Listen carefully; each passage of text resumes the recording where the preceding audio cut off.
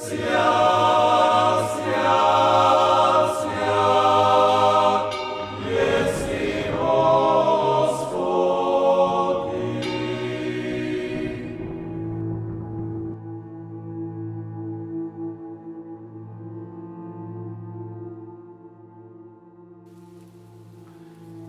the Mass, when it is said by any priest, is always the highest prayer that one can do.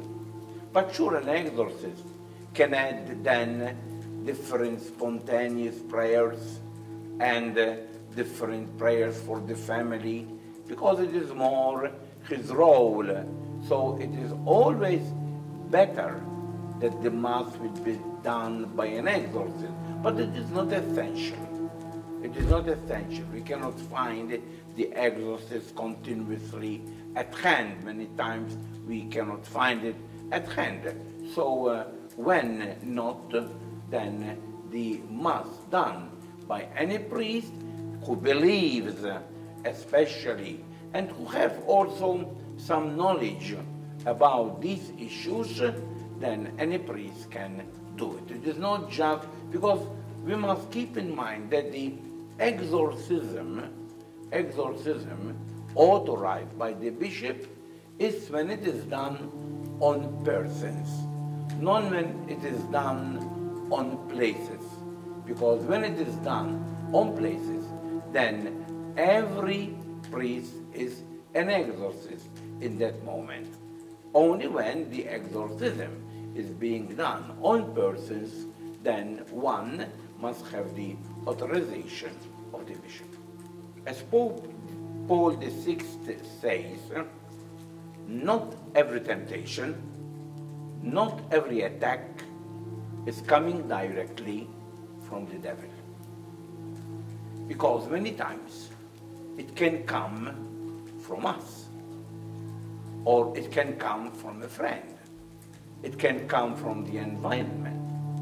So if I am not feeling at peace, if I have hatred in my heart, not necessarily it is the devil the cause of it.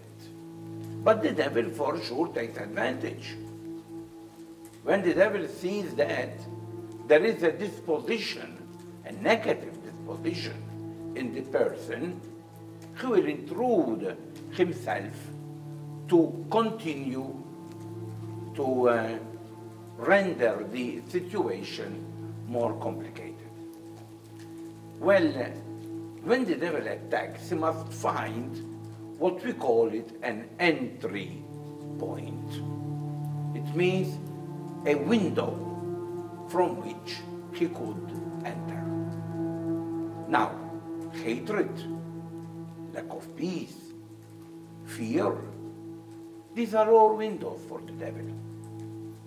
I am not saying that necessarily we are always responsible for this situation. For example, if I have a very fearful character, well, it could be that it is not my fault.